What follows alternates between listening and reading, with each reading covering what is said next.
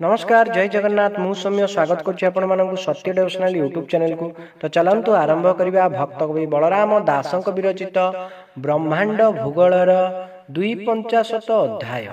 अर्जुन उवाच अर्जुन पुणी पचारई एक कथा मने पड़िलई कमल मध्ये भृंग जेने मत्य होइण मधुपाने लोभे के मंतन छाड़िले मर्त्यरे बंधने पड़िले ए पद अर्थ फेड़ी कह शुणिले स्थिर हे बदेह।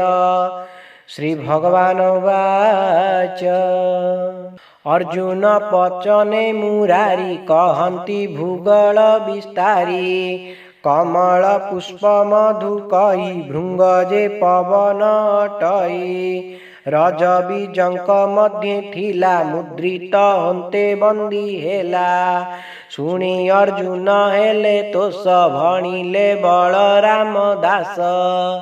इति श्री ब्रह्मांड भूगोल वर्णने हरि अर्जुन संवादे 250 अध्याय समाप्त।